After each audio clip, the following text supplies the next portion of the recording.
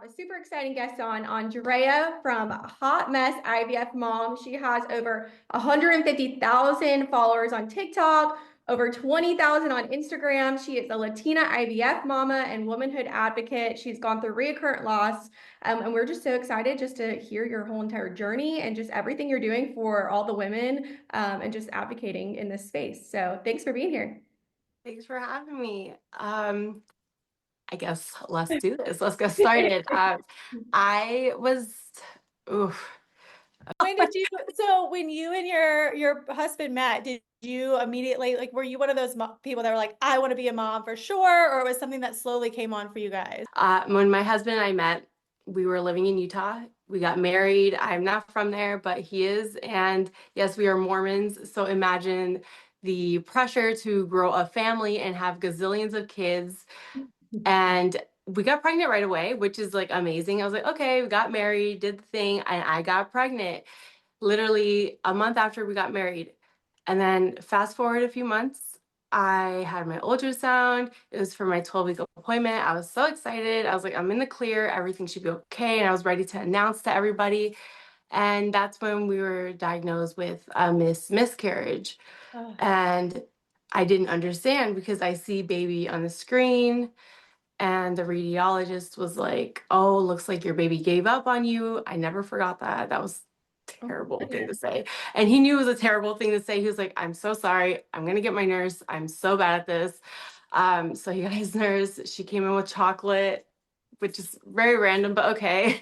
I took the chocolate and I was like sobbing my eyes out because I didn't understand, like, yeah, I just thought if I was going to have a miscarriage, it would happen. I didn't know that, oh, I could lose my baby and still be pregnant.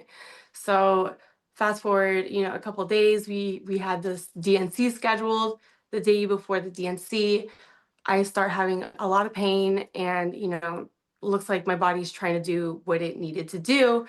However, it wasn't doing it. So I was like miscarrying, but not actually having anything come out. Right. That was very scary. So we called the OBGYN. He was like, go to the hospital right now. I went to the hospital and I had an emergency DNC. It was just, yeah. Wow. I'm just like going back there to that moment right now. It was very hard. I think the first, and I know all three of us have had multiple miscarriages, and I think that first one is just so gut-wrenching because it's so raw and fresh, and you don't ever think it's going to happen to you, and then it does.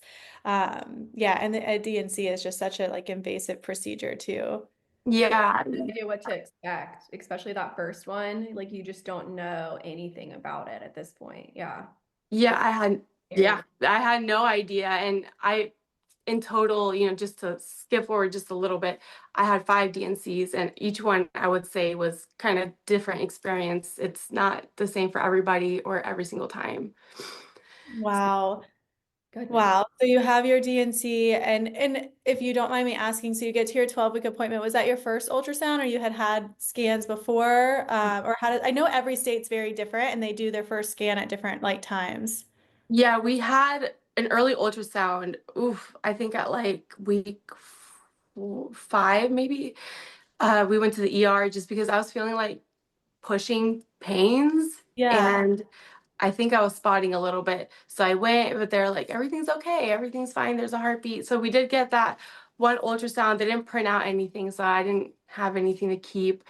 When you have a pregnancy loss, you kind of like want to hold on to those things. And I didn't have anything to hold on to. I just had my old pregnancy test that Right. that's all I had.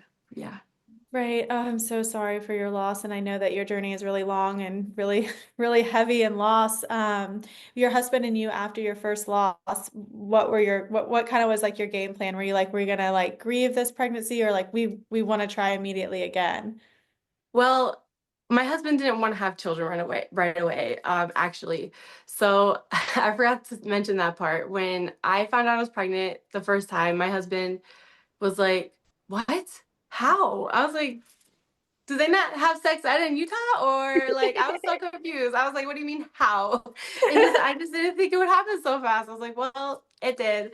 So, anyways, the pregnancy loss happens, and I remember the doctor told us not to try for like a month or two, so we didn't, and then we just kind of let life happen. I didn't get pregnant for a while. It was until the end of that year, my husband moved to Maryland, and I was gonna go with him, but I had to finish my last semester of school. And so I, stayed behind. I was living with my brother. My husband went to Maryland, and I was working full time, doing a cleaning job at night and doing my what do they call it? Like internship at a clinic during the daytime with schooling. So I was really busy, and there was one day I was feeling just really weird pains. I was like, what is going on? And I believe I did take a pregnancy test, and it was like the faintest line ever. I was like, okay, I guess I'm not. And then a couple hours later, full on miscarriage. I had a full on miscarriage. It was so scary. And I went through it by myself in my brother's basement in his Oh, bathroom down there. And it was just like, I didn't, I guess I was in shock. I wasn't crying or grieving it. I was just like, what the heck was that? Like, right. and so I did nothing about it. I didn't have health insurance at that time. So I was like, okay, had the miscarriage. We then reunite. We're living in Maryland, and we decide, okay, let's just let things happen again. Like if they're supposed to happen. I got pregnant again right away. And then that one, I did go to the ER a few times for like bleeding and like cramping, and they kept telling me, well, they told me it was cramping. I told them it wasn't. I was like, I feel pushing pains. And they're like, well, there's a heartbeat. I'm like, I am gushing blood Oh, and I feel wow. pushing, and I know there's a heartbeat, but like that doesn't, so no one could help me. There's nothing you can do except just hope for the best. And yeah, I ended up losing that pregnancy too. Um, I remember we were able to send that out for testing, which was, I think no one really talks about this part when you have to send out what you miscarry for testing. It was just like very It traumatic. I don't know. so traumatic doing it, and then I think getting the results too is traumatic because I don't know about your situation, but like the times I've done it, you get the sex of the baby or the gender of the baby as well, and then, like it just makes it like so much more real. Exactly. Yeah, and you get the bill, and you're like, oh great, like like thank you for reminding me of this horrific experience. Yeah, yeah, actually the financial part. I didn't have health insurance the first year we got married. And yeah, I remember paying that off, all of it off. It was so much money. So when you at this point, because typically they say like reoccurrent pregnancy loss is after you've had your third loss. And I know you said like with your second loss, you kind of kept it to yourself. You didn't go into the physician. At this point, were you like, maybe I should go see an OB or what kind of what So was I your did see the OB for the third pregnancy. I did because I was in Maryland. I now had health insurance at that time. So year two I did. And I didn't know what was supposed to happen. At my OBGYN was this very sweet old man. He ran a bunch of tests.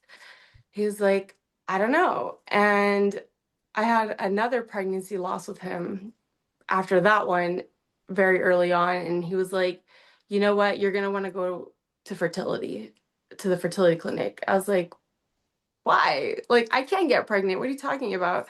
And he's like, no, they have like all this cool technology. They're gonna be able to do more advanced testing. I was like, okay. And that was his last patient ever. He retired right after me. So oh, yeah, he was the sweetest. And then I saw my fertility doctor. Right off the bat, he brought up testing, and then we also discussed IVF. And I was like, "Ugh, I am not doing IVF. I don't, first of all, I didn't even know anything about IVF, so I don't know what I was talking about. But I remember just thinking, going in there like, no, I'm not going to do IVF. I'm not going to do it.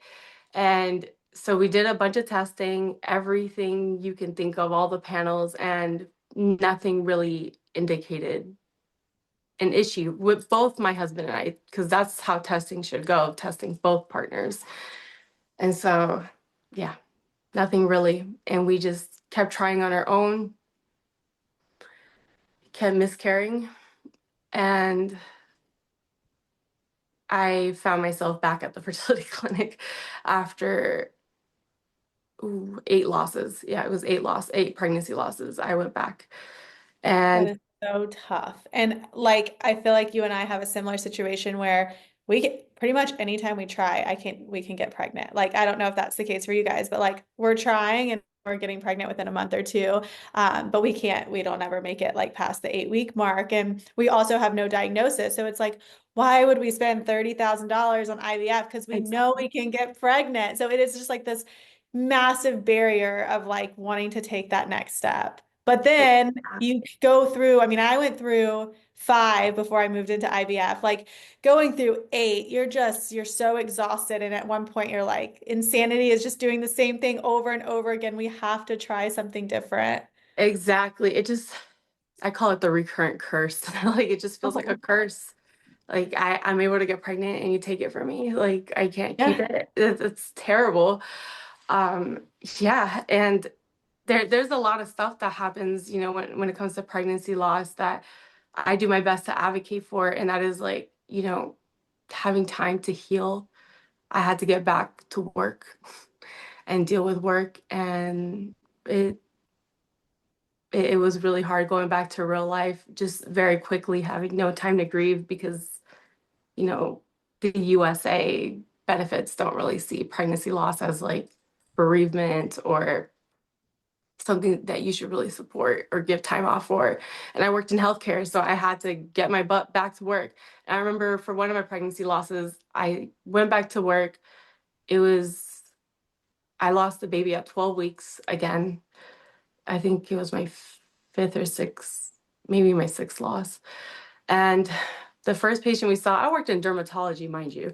I walk into the patient's room. We were doing Botox. It's supposed to be simple. And the patient's like, I'm pregnant. I was like, oh my gosh, get me out of here. Are you kidding me? Like pregnancy is not something we usually Yeah. deal with in dermatology. So I was like, of course. That And is, I'm not glad. that I'm hating, good for her. Yeah. I was just like, It's just a reminder of what you're wanting so badly. Yes, of course. yeah, I'm glad you I'm brought just, that up because I think that's such a huge piece of like pregnancy loss and especially like I know yours were like 12 weeks, but like even these early losses at like 5 to yeah. 7 to 8, 9 weeks, you're like grieving internally too because it's not like you're sharing with every single person that you come in contact with. I don't know if you did at work, but just those daily reminders of like I'm pregnant and like you having to just like throw on a face and say congratulations. Yeah, no, yeah. At that time, most of my coworkers knew because I was high risk and my doctors were, monitoring my hormones. And, I guess when I see people so happy about their pregnancy when they get a positive, I'm like, man, I miss being that naive. I miss that, like that everything's gonna be okay. And now when I get a pregnancy test that's positive, I'm scared. I'm like, So, is yeah, it, it's almost like I think we posted about this on the Instagram the other day. Like it's almost like the positive pregnancy test causes almost more anxiety for those next couple like weeks or months or year compared to like the negative. You're just like, okay, well, that's it. It's over. It's not exciting. But with the positive, it's just like this constant turmoil of like what's gonna happen. exactly. I'll touch on that a little bit after once we get after Yeah. Okay, so the good part. so you have your 8 losses. You guys tried naturally. You were at this point with your REI. You have no formal diagnosis, and I guess the next step is IVF, right? Yeah. Oh, we did do 2 IUIs. I always forget that part. I did 2 IUIs. Did not result in pregnancy. Very weird. I now know that I have PCOS, though, so that may have played a part with my ovulation being funky. But yeah, that didn't work. And when did we do that? We did that like I think in between the 6 and 8 losses, like in between there. But yeah, I kept trying on my own and I did everything, the progesterone, the aspirin, the Lovenox, the diets, everything, like the snake oil treatments, all of the prayers you can think of, of asking God to forgive me for my sins, because apparently that's why I'm miscarrying, at least according to certain people. Um, no, none of it worked. It was not that, it was nothing. So I just, My last pregnancy loss, it was actually on Christmas Eve when it was diagnosed, and it really sucked because, Christmas Eve, I was gonna go be with family and I have to act normal or like I don't want to be a downer on everybody that day. And that one was like the one that just hit me the hardest. I was like, okay, we're gonna look into adoption. And adoption, there's a lot of things about adoption that people don't know about. It's a whole other field of trauma and difficulties and obstacles, and it turned out to be something that we couldn't go through at the time Mm-hmm. after looking into it. And I even considered fostering. Our county only had teenagers available, and I was in my mid early 20s, and I was like, I can't have a teenager yet. I'm sorry, I'm just like not there yet. And so I was like, okay, I guess we're not fostering.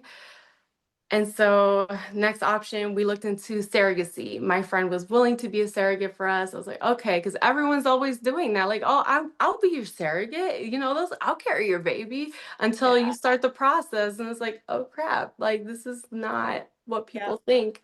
It was going to be very expensive, number one, even though she was doing it for free. Health insurance doesn't cover for a baby that isn't yours. So she would have to out of pocket everything, even the delivery. And then all the legal paperwork that we would have to do before, during, and after. So we would both have to have attorneys involved, and then the mandatory therapy that we had in our state. I don't know how it is in other states, but this in Maryland, you have to have mandatory therapy individually and together. And I see why, because it's a huge process. I was like, okay, maybe not. So we didn't go through the surrogacy part, but we did receive a grant from the Cade Foundation at that time to start the surrogacy journey. But then it shifted into, okay, my last option is me. And though I received a $10,000 grant from the Cade Foundation, which is a lot of money, that doesn't cover everything. That doesn't cover everything. So I was still working my butt off, working clinic in a outpatient clinic full time, and then on the weekends I was working at the hospital and just trying to rack up as much money as I can. And my husband too, he was working. Wow. And gosh, I'm just like remembering all these like decisions we were making. So we started the IVF process, and I remember doing the paperwork. There's a part in the paperwork where you choose someone that's responsible for your embryos in case me and my husband were to pass away. And I was like, oh wow, I guess I never thought about that. And my coworker was there, and I like her a lot. I was like, hey, are you willing to like care for my embryos in case something happens to us? And we're still very good friends. So she's not like a whatever person. She's like, sure, I'll do that. Absolutely. I was like, yeah, if we die, absolutely donate our embryos. I don't want to waste them. Um, but I was just, the decisions you have to make step by step are just very uncomfortable and kind of corner you. You're like, oh, like, what do I want? What, I never thought about that. And so we get started with the IVF process, and the first cycle we started it. I started the birth control pills. Turns out I'm allergic to the birth control pills. I broke out in hives. I was puking. It was really bad. And so we had to stop everything, restart the cycle, and then COVID hit and the world shut down. Yeah. Oh, Wow. one thing after another. I know. I was like, yeah, pandemic, was not planning on that. Yeah, But you probably finally felt like, okay, we have like a new path. We're gonna try it. We finally made the decision. Did that, so in Maryland and with that clinic, like when COVID hit, did it just kind of like halt everything, or what happened? it did, it stopped everything. So our clinic didn't technically fully shut down. They were just, as confused and lost as we were. I mean, I was working in healthcare too. We didn't know what the frick we Mhm. were doing either. Just kind of like listening to the news day by day. First, they said, what, 2 days or a week, 2 weeks, something like that, that everything was going to be shut down and turn into months. And so I was like, I'm not risking it. Let's just see what's happening. And we all waited. We were just waiting. And then time passed. I the K Foundation rang me up. They're like, hey, you haven't used your grant yet. What's up? I was like, oh my gosh, okay. I guess let's do the egg retrieval. Oh wait, no. I'm sorry, I'm getting my timelines mixed up. That's the thing about trauma is that like you start to Yeah. forget things. I should probably write everything down before I forget. I think I did the egg retrieval before COVID hit. Yes, I did do the egg retrieval before COVID hit. It was like 6 months before. The transfer was what was canceled. That's what was Okay. canceled. And So how for are your, the results with your When, egg? when do you take the birth control pills again? Gosh. honestly, I mean, you're so right about trauma. Amanda just went through it. You can tell us. Yeah. Before my transfer, like I did birth control. So that's right. Okay, so it was the transfer. Yes. Okay, yeah, because I was like, wait, no, when I did the egg retrieval, I didn't have to wear a mask. Like, yeah, you're right, you're right. Okay, yeah. So the transfer was canceled. And then, yeah, time passed. The Cave Foundation, I remember they rang me up and I was like, I'm scared. And I remember telling Dr. Hammond from the Cave Foundation I was scared. And she was like, well, like, just let us know when you're ready to do it. And same with my doctor's office. They were like calling me, like, when do you want to do your transfer? Because most people don't want to wait for that. They want to do it. And I was like, well, now I'm really scared because I was already Yeah. scared because of pregnancy losses. Now we got a global pandemic. And then the vaccine was a huge thing too. And it just came out at that time. I I was gonna do the vaccine. I guess on this podcast I'll spill the beans on what I did and did not do. I didn't want to talk about the vaccine at the time because it was a very political thing. I promise you, it was not a political decision. I the vaccine came out and my doctor just stated the facts to me. I was gonna do it. I was like, well, what's one more shot of whatever? Because I was gonna inject all this stuff in my body anyways. He said, we haven't seen a pregnancy from start to finish with the vaccine. I was like, this is true. And I was like, okay. He wasn't telling me not to do it or to do it. I was just like, I don't think I should do it because I don't know.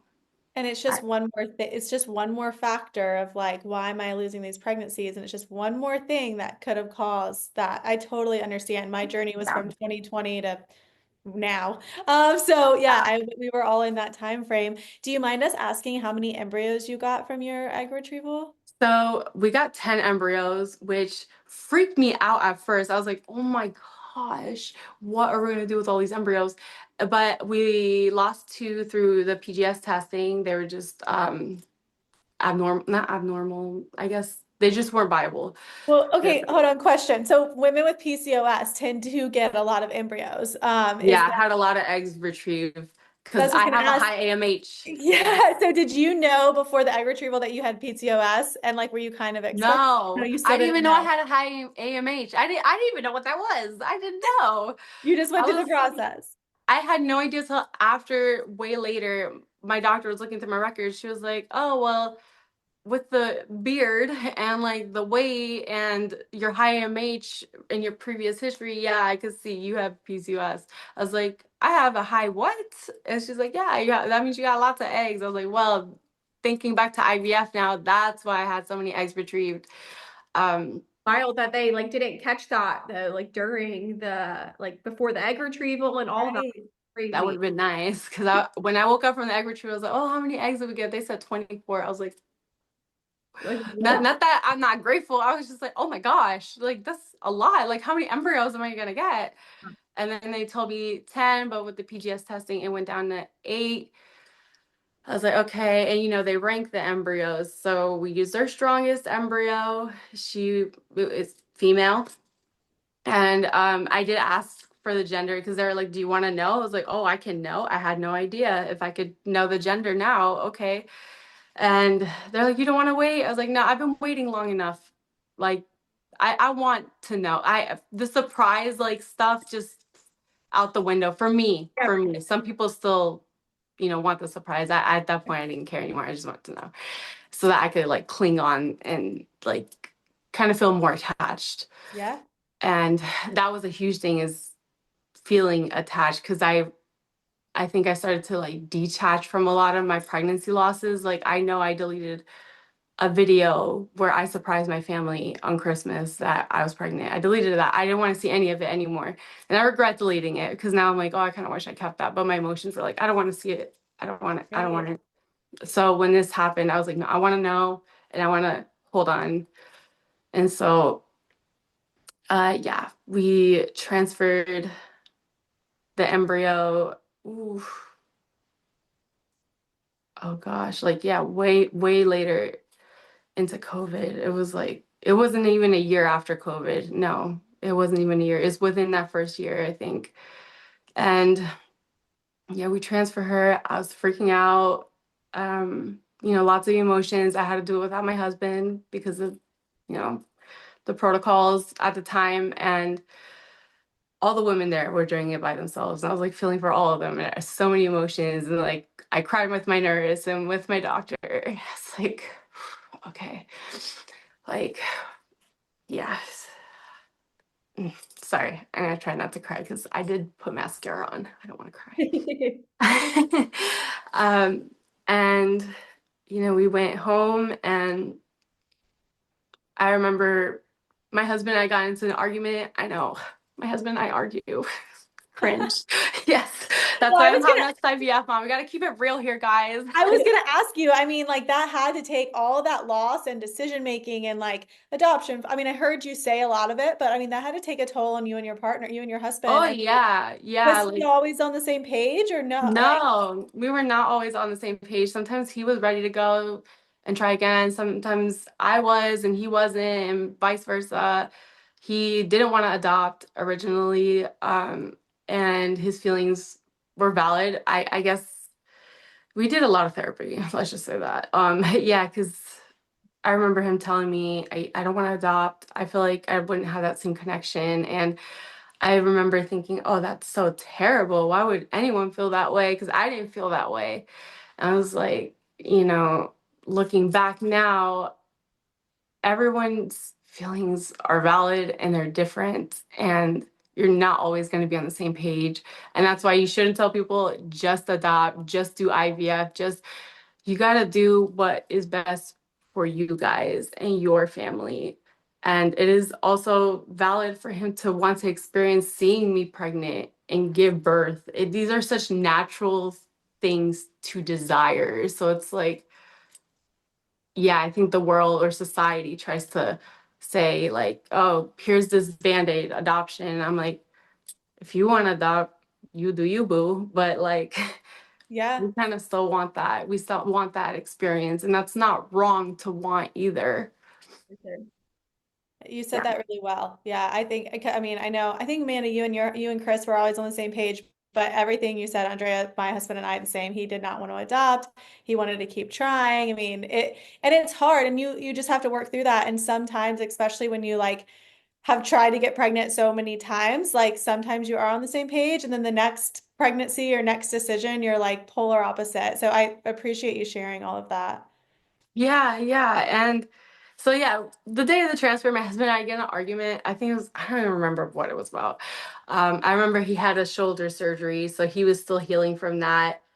Um, yeah, I don't remember what the argument was about, but I remember thinking, oh my gosh, we got in an argument. I'm stressed. I'm gonna lose this baby, and I just had this transfer. Um, I was like sobbing my eyes out that day. And a few days later, I took a pregnancy test because I'm crazy. I'm not waiting the 2 weeks. My nurse was like, don't test early. I was like, sure. I I needed feel to you know. so deeply.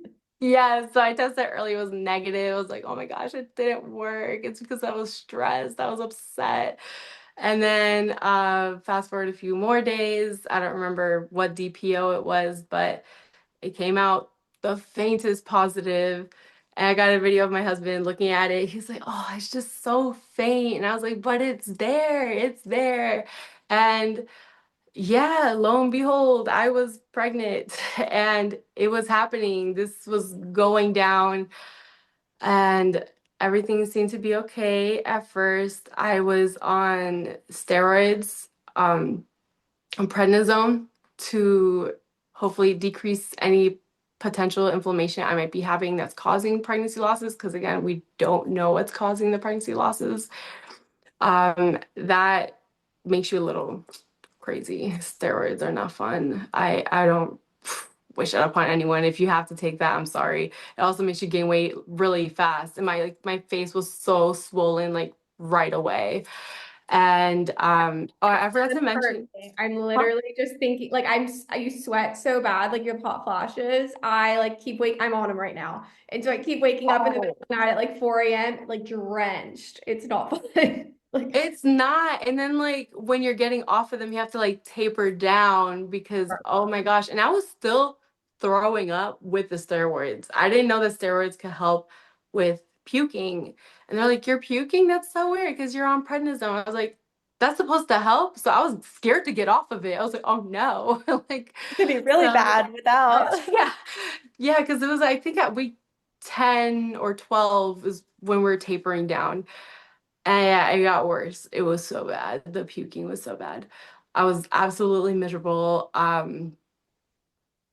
And what happened? Yeah, second trimester, everybody was telling me the puking's gonna get better. No, the whole time I was just vomiting, and it was putting so much pressure on my body, the vomiting. I sometimes had to get the IV fluids, and it sucked because of I blame the steroids, even though I was kind of off of it by the second trimester. I was still gaining weight, so I was like, great. I look like a whale, but I'm not keeping food down. So that's not fair that I'm gaining weight. So yeah, I had to stop weighing myself because my weight was like going up very quickly, and it's because I could only eat candy and pastries. That's the only thing I could eat. Do you say candy and pastries? Yeah, that's it. That's it. Like nothing cooked, nothing. Even like driving by a McDonald's or driving by Chick-fil-A, I'm puking in my car. Just thinking about it. The Isn't it so smell. unfair that like you go through all of this trauma and loss and then you finally get pregnant and every day is just misery? Yes, it's so unfair. Yes, because like, yeah, I have, friends and stuff that never experienced that and they have their kids. I'm like, great. So I went through infertility, pregnancy loss, IVF, and have to puke this Oh, whole time. That's yeah. great. So yeah, we're trying so many different things to stop the puking, and I'm doing Lovenox injections too. So my tummy is all bruised. It's not your aesthetic pregnant belly at all. And uh, we later found out at week 17 that I needed a cervical cerclage. And this was Wow. a complete placenta previa. We were monitoring that from week 15. I Wow. You had thankfully, like, and I think just for listeners to understand too, like I think a lot of people understand what a cerclage does, but with all of your losses that were 12 weeks and prior in the first trimester, I mean, I think like cervical shortening, that's not really a factor. So now I feel like this is like a secondary issue that you're dealing with. yeah. Oh, and before all that, I had a vanishing twin. So that sucked. Because I actually did see the heartbeats for two babies. So we did have twins initially. Then it was Did the one baby. embryos, do you know if the embryo split? Is Yeah, that what? they split, and then yeah, there's two babies, two heartbeats, but then one baby wasn't, keeping up. And yeah, we lost one. So I was like, great, I still have to go through a loss with this grief, but still be pregnant.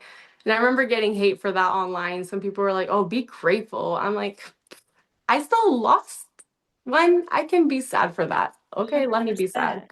Yeah, Yeah. I'm gonna be sad. Like, shut up. And Yeah. so, yeah. And yeah, I was sad about that. And, yeah, again, fast forward to the cerclage situation. We got that done. I had two cerclages put in. Don't even ask me the name of the cerclages. I don't know how to say them.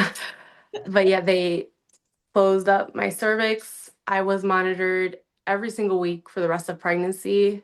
We were hoping to graduate to every 2 weeks, and every time we thought I was like progressing, my cervix was doing better, it would like regress, or then it was an issue with the fluid, or we had to do what's it called, the NIT ultrasounds, and Yeah. I think that's what it's called. Yeah. And yeah, and then the puking was still going on. The puking did not stop until the very end.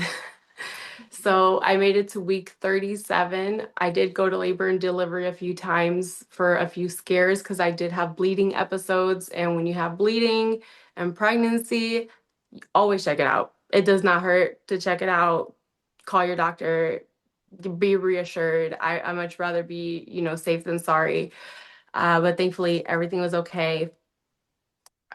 Week 37 was scheduled for the C-section because I had to have a C-section because of the cerclage. I don't know why. I guess because And the they take, previa, right? So your placenta previa is just yes. basically where the placenta is sitting over your cervix. And so like you would Yes. just hemorrhage out if you were to deliver vaginally. Oh, that's probably, and I had the complete placenta preview. It was completely hanging over You're my cervix. They were just like, oh, this is so bad. I was so like, at any great. point, I know you're like right out right here about to deliver your daughter. At any point, did you believe that you were really going to get to bring your daughter home? Like, had you worked through a lot of that mentally? I I was freaking out a lot. It crossed my mind a ton. I mean, yeah, the anxiety during pregnancy was so bad. But the only thing that I think that really helped was my fatigue. I was kind of too tired to also have anxiety. I was sleeping a lot.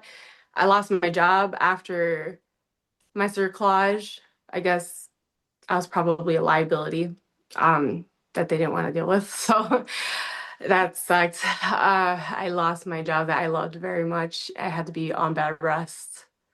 Um, After that, after I lost my job, because I was like on partial bed rest, and then I was put on full on bed rest because of the bleeding episodes and stuff. Well, just to be clear, full on bed rest is not really a huge thing anymore. I still have to get up and walk around every now and then because clots can form if you're Right. just a vegetable all day. So I did have the privilege of going up and down the stairs once or twice a day. That's what I was approved for. Sometimes I was approved for a few minutes to walk outside. That's it. I will say so I broke the rule a few times and I went to Target and walked around. And I was like, I didn't share that on social media because I was like, if something happened, everyone's gonna be like, oh, that's your Leave it fault. to That's Target. your Yeah. fault. And I was like, Yeah. no, I'm going crazy in my house. Yeah. Let I me mean, have my little yeah, walk 9 months around. is a long time to be sick and bed rest and in your house and all. Yeah, that's a lot. I was so depressed because I went from being like this, you know, healthcare worker, busy and just always on my feet. And then I'm told, okay, sit in this bed. You can get up every now and then. And on top of that, I'm miserable with the cooking. We had my in-laws living in that house at that time. They were living in my basement, and my mother-in-law, they're Mexican, so they're making a lot of Mexican food. I was like, oh my gosh, I can't, like the smells. The And so they smell were is trying to sickening. be better for me. Oh, that's But I remember at the end of pregnancy, like it was the last few weeks, it finally got a little bit better. I ate a Chick-fil-A sandwich and I was like crying, eating it. I was like, I'm Aw, eating a cooked food, like I something could cooked. so relate. Like, and I don't know about you, but like for me with like the sickness and like it's not that I wasn't like craving like really good food. I just there's no way. Like you can't even get it near you, but you're like, I'm still like would love to eat a really nice hot cooked Yes, meal. yes, like I wanted to eat, but I didn't want to eat. Yeah. Yeah, Like even watching people eat food on TV, I would have to change it yeah. because it would make me sick. Yeah. I The poor still thing. I know, like even when I brush my teeth now, this morning I was gagging. I was like, oh, I hate that this is still a thing. I've heard that it can stay with you. I don't know if you ever got diagnosed with it, but like hyperemesis is that, Yeah, yeah, I me had too. that. I had the HG, and it's still definitely in my system because yeah, I can't brush my teeth. Like I'm barely brushing my teeth. My husband's like, I think you're going too far. I was like, no, it's not that. I just the pregnancy forever scarred me with that. So that's something I get to keep forever, I guess, because it's been my daughter's turning 3, and here I am still gagging, brushing my teeth. Well, congratulations on your daughter. So when you had her at 37 weeks, is that right? Yes, I had her at 37 weeks. I tested positive for COVID. Gosh, I'm all over the place with the story. I'm so sorry. No, you've had so, like, that was like the least straightforward pregnancy ever. Yes, so after the cerclage, I actually tested for positive for COVID at that time, but it was just like a cold. So I was like, okay, I should be fine. My maternal fetal doctor was like, this is great, kind of that you got it. So now you have the antibodies, your baby has antibodies. All right. Then they had delivery. They do the COVID test, and the nurse did it so hard that my nose started bleeding. I was like crying. I was like, oh, this is already like gonna be bad. I hate this. I hate this so much. Just bad start. And then they didn't say anything after that. So I was like, oh, okay, it should be fine. Doctor walks in. She's like, okay, so we're gonna do your C-section. You tested positive for COVID. I was like, no, I didn't. I already did that. I already had COVID. And she's like, she's looking through the paperwork. She's like, no, that you have it right now. Again, I was like, Oh what? my gosh. When was your daughter born? And what year are we in? 2021? 2022? 2022. Okay. So 2022, and yeah. So I was like, that's annoying, but okay, whatever. Just keep going with it. I had my husband there with me, got ready for C-section. I'm having a full blown like panic attack right before they put like the anesthesia in my spine. I already went through it with the cerclage. Yeah, if you get a cerclage, just so you know, they do put that numbing stuff in your back, kind of like an epidural. Um, so yeah, for the C-section, they did that. They bent me over. I was just freaking out. I was like, oh, I can't get paralyzed. I gotta stay still. And they were coaching me through. They're like, everybody here knows your story. Like, this is your miracle baby. Everything's gonna be fine. I was like, okay. And so they do it. I'm like laying there, when they put you on the C-section table, they like strap your arms down like you're in the crazy house. And yeah, it's going down, and I'm keeping my eye on the clock because my anxiety has to keep an eye on the clock just to make sure everything's okay. They told me it should not take that long. I forgot how long they told me it should be, but I remembered that time, and was looking at the clock. They told me right before baby was delivered, they're like, you're gonna feel some tugging, and I'm on the table like, what is going on there? Yeah. And yeah, that's because they're not really telling me what's going on. They're telling my husband not to look over the curtain, and he's such a good little Mormon boy, following the rules and Like, did I'm not not gonna look look. one bit. I was like, you were curious? Like I would have looked. Oh, But yeah. he did not.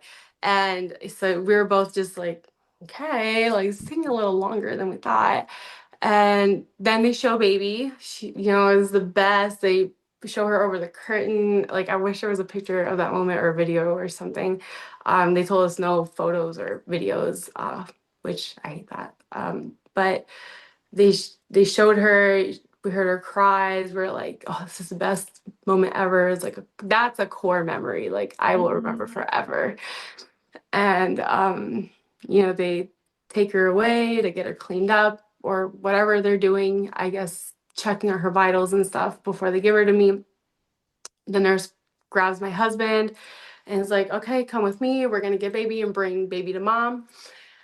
And my husband doesn't come back for a while. And I'm just laying there like, okay. And I have my phone in my hand recording so I can see my husband come to me with the baby. And he's not coming back, and I feel super lightheaded.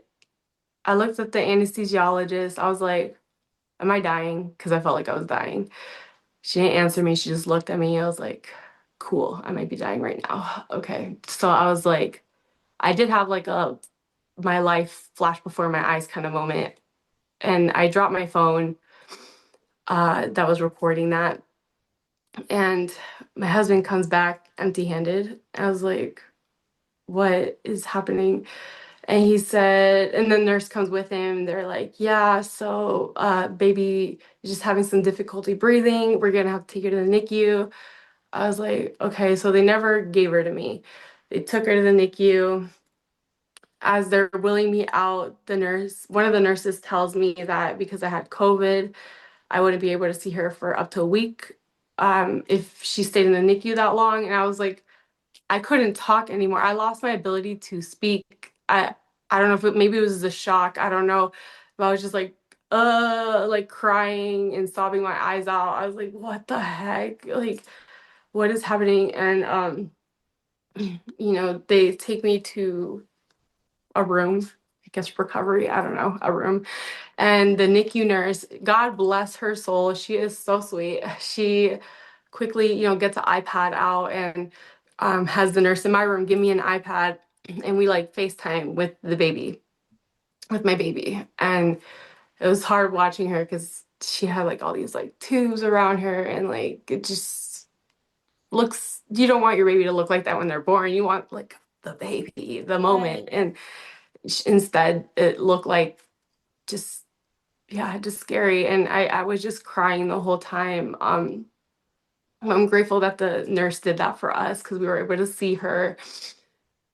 Staying in that hospital room that night was very hard, because I can hear babies crying in other rooms, and my room had no baby.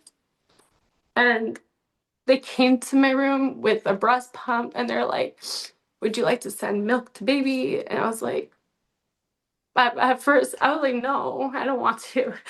Like, I didn't want anything. I was just not myself. And I was having like the shakes, if you know what I'm talking about, like the Yeah. post C-section or post delivery shakes. I was shaking so bad. The bed was shaking. My husband was like, "What is wrong with her?"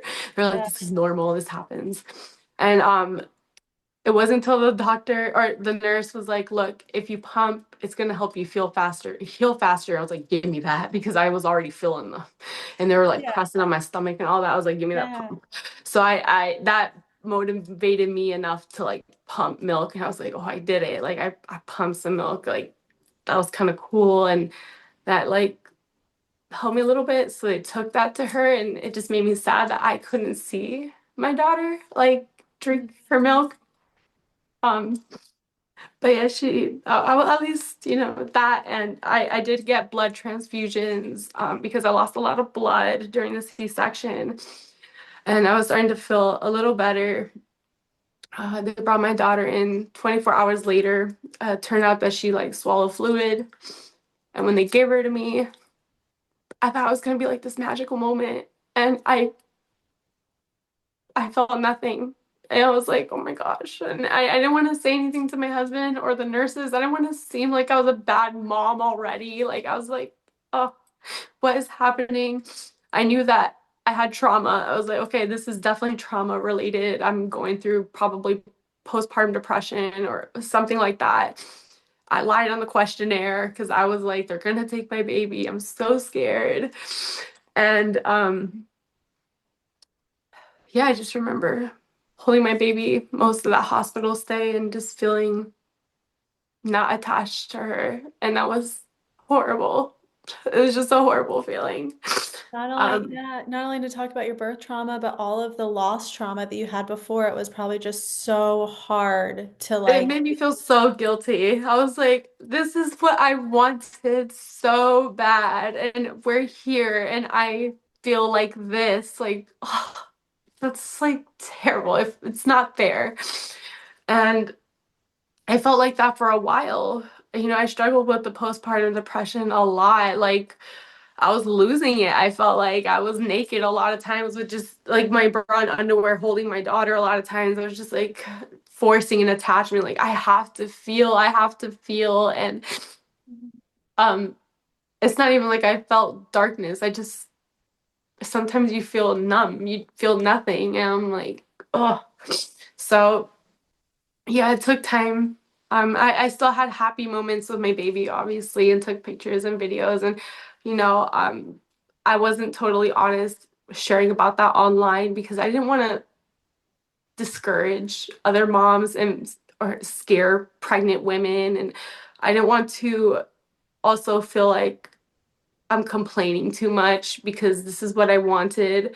I shared a little bit about it, and even the little bit I shared, I would get backlash. And I'm like, now I look back, you know, because once the postpartum rage kicked in, oh, that is scary. Postpartum rage is scary. I was just like, I don't care, bleep, bleep, bleep, bleep, bleep. Oh, I'm still working on the cursing. I never cursed before Yeah. my pregnancy, and now I'm like, bleep, bleep, bleep, bleep, like I don't care.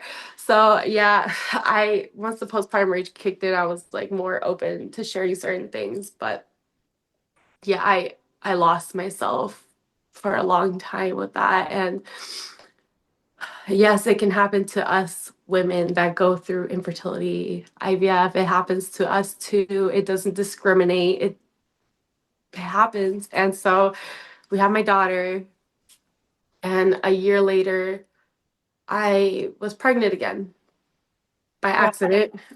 You know, yes, accidents happen. I know I got hate for that too. They're like, you know, you can get pregnant and lose babies. Why would you do that? I was like, look, life happens sometimes. Okay.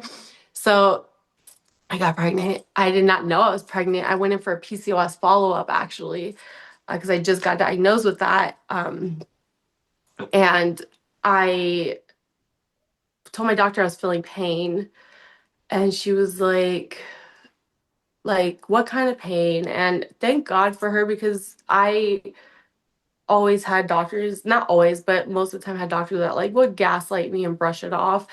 I was like, I don't know, it just feels super painful. Maybe it's a cyst rupture. I don't know. She squeezed me in for an ultrasound that day, and she saw a lot of free fluid in my uterus, and she was like, okay, maybe it's a cyst rupture. I drive home and I get a phone call from my doctor, and immediately I was like, why is she calling me? Um, and she's like, so we ran the urine test and it's positive for pregnancy. I was like, this doesn't make sense. No, I'm not pregnant. I'm not pregnant. Like I remember we were being more careful this cycle, like we were trying not to get pregnant, and well, lo and behold, it was there. It was pregnant. I was pregnant. But I still didn't believe it. She was like, you should go to the hospital because I think it's an ectopic pregnancy because of the free fluid and the pain you're feeling. I was like, oh crap, okay. And I was bleeding too. I was like, why am I having 2 periods in 1 month? Mhm. Kind of thing. So I was like, oh shoot, I'm bleeding. I'm having this pain and the free fluid. So I go to the ER. I'm thinking they're gonna run my test, my blood test, and tell me it was a false positive or something, or they mixed up my urine sample. No, they came in and dropped the numbers, and I was like, I'm actually pregnant. Oh my gosh. And I remember thinking at that moment that I just wanted to like leave the hospital and run into traffic. Like I was not okay You because my were you probably weren't ready, right? I Like was not ready. I was 1 year postpartum, and I was scared. I was so scared. And yeah, immediately they were like, this is a wanted pregnancy. This is a wanted pregnancy. And yes, it was wanted, but at the same time, abortion did run through my head. It did, because I was like, I'm when like, the trauma you went through with your birth experience and the trauma of the pregnancy itself, you were just like, and not to mention the trauma of having another miscarriage. I mean, especially for you having to carry for like almost 3 months and then just being like, well, lost the baby. yes, exactly. I was like, you know, and I told my husband my honest feelings, and I never shared that online, never, because I didn't want backlash for that. I was just like, that's something private. But now I'm like more open to sharing that. I did have that run through my head, that I was thinking about an abortion, but I was also thinking about going through it. Um, I was like, I'm damned if I do, and I'm damned if I don't. So I was like, okay, you know, I told my husband, I was like, I guess like let's do this. Let's do this. And so that same night in the hospital, I'm like gushing blood, like so much blood. They admitted me to keep an eye on me because of how much blood I was losing and monitor my hormones. And it did, my levels did go up. So I was like, okay, so there's like hope this might work out. And then when I was discharged, it went down. My ACG levels went down. I was like, okay, well, you know, once it goes down, it's done. That's it. And so I was like, okay, we're gonna miscarry, what are my options? And I was living in the state of Florida when this happened, so I was already scared. I was like, oh my gosh, are they gonna let me die? Like, ugh, I can't. And so it was before the a 6-week abortion ban that they had. And because of my PCOS situation, I didn't even know how far along I was. People ask me how far along I was. I don't know. I have no idea because I didn't even know when my cycle started because my Right. periods were so messed up. So um, they told me, let's just keep an eye on it because we don't know the location of the pregnancy. We don't know if it's in your tube, it's in your uterus. We're going to keep an eye on it and see what happens. Because I guess how you treat it with either location would be different medications and different procedures. So I'm like, okay. And it looked like my body was doing what it needed to do. It took a few weeks because that's how long it takes sometimes. And it's just a few weeks of hell and waiting for the HCG levels to drop and, me taking my little pregnancy strips and seeing if the lines are getting lighter. Um, And yeah, it was the first time I ever shared online going through a miscarriage because I didn't share things online until I was about to do IVF because TikTok didn't get big till like 2019, 2020. Yeah. So I was like, okay, I'm going to share this. And I didn't realize, I mean, there's a lot of nice messages and supportive messages, but I didn't realize I would get kind of, can I curse on here? Am I allowed Yeah, to? Okay, I didn't absolutely. realize I'd be shitted on, like, oh, this is your fault because you should have been more careful. You knew this could happen. And I'm like, oh my gosh. And it's So from the people that are so uneducated. Like you have PCOS. People don't understand that like you don't know when you're fertile. exactly. They're like, well, why don't you take birth control? I'm like, well, after I did it with IVF, I don't want to take birth control. I don't want to Right. mess with my hormones anymore. I don't want to mess with my body. Leave me alone. And so, yeah, like whatever contraceptions my husband and I choose to do, like, just don't, that's none of your business. Like, That's obviously, really what we were tough. doing wasn't effective, and it happened. I Either way, even if I planned for this, it's still a pregnancy loss. Like it still sucks. So I'm like, okay, noted. Like if you're someone that goes through recurrent pregnancy loss, you might get blamed for why did you do this to yourself? It's like, well, with my pregnancy loss situation, I don't know why I'm miscarrying. That could have it could have worked. I had an Especially, OBGYN tell me before I gave birth that I didn't need IVF. Well, she had to stay in her lane too. But I was like, okay, OBGYN, like no offense, but my it's reproductive. definitely harder like after you have a live birth. Like I was in a very similar situation to you. I had my daughter and our pregnancy was a year and a half later and it was accident like when I say accidental, we weren't like tracking the cycle. We didn't know. And like we were not ready at 1.5 years because I had so much trauma from all the loss. But then you're pregnant. And I love how you shared, like, I thought about abortion. And then the next thing that came out of your mouth was like, the HCG went up. So I realized there was hope. And like, you can have both feelings at the same time. And You just, can. It's yeah, so conflicting, and I'll never judge a woman for an abortion, especially after what I've gone through.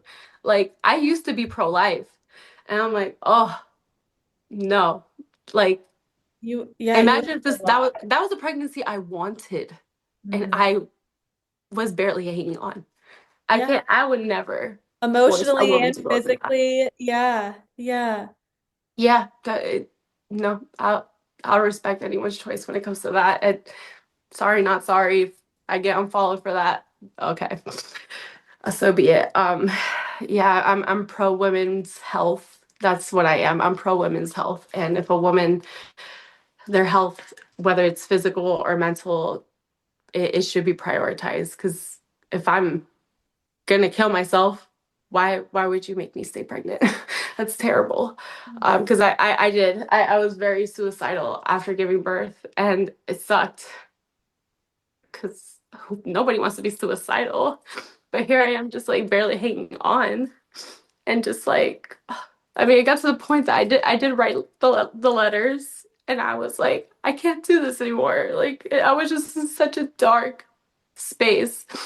But something about that pregnancy loss, I don't know. It like shifted my hormones, balanced out my hormones, and I started to kind of feel better. And I was like, that's so weird how that works because I was not okay before that pregnancy. I was not okay during the loss, but then after I started to like feel a little better, not totally better, but a little better. And I decided to remove my fallopian tubes. I was like, I'm done with this curse. I'm done. Like, IVF is my only option if I do decide to have another child. And yeah, I removed my tubes, and it was the best decision ever because now I don't have to worry and live in fear.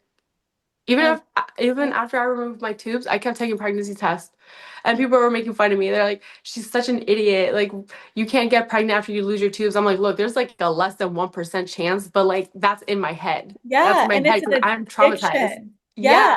Yeah. I totally relate. I mean, yeah, like for me too. Like I'm like I even my OB said because I we're pregnant now and I'm like I cannot do this again. There's just it's just been so Mhm. traumatizing for me. And she's like, you're gonna have to like figure something out because you just get pregnant so easily. Yeah. So, and what I don't know if I can have any more children. I forgot to mention that I had my uterus cut twice to get my daughter out. So when I was like this on the table is because my daughter was sideways and she was a double footling breech. She was stretched out.